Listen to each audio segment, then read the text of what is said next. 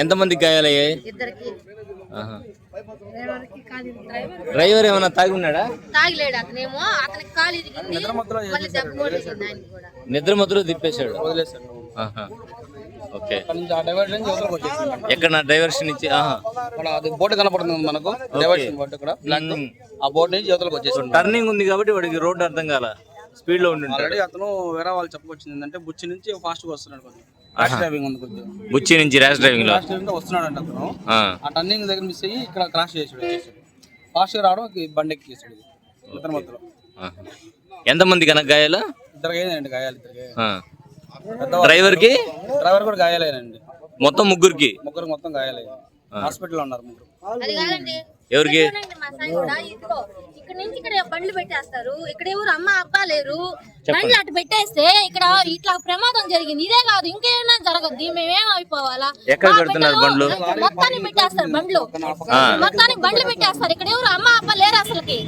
రాత్రి కానీ కరెంట్ కానీ పాస్ కానీ అయిన ఉంటే మా బిడ్డలు మా వాళ్ళందరూ ఏమైపోవాలి? అసలు ఎవరు పట్టించుకుంటున్నారేడా?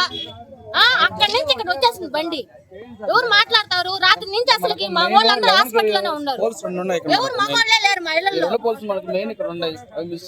ఎన్ని బళ్ళు వస్తున్నాయి,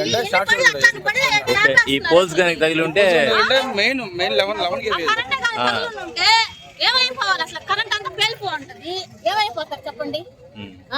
రాత్రి అసలు పుట్ట కూలిపోయాం అందరం, ఇంట్లో ఇళ్ళల్లో లేకపోయా, బిడ్డలు వేసుకుని రోడ్ల మీద ఉన్నాం. ఏం చేయాలి? అదే కానీ అట్టే కానీ వచ్చేసింది, అందరం పోయి ఉండేవాళ్ళు.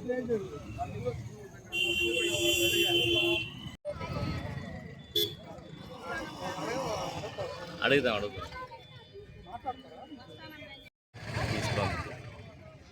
ఎన్ని గంటలకు జరిగిందంట?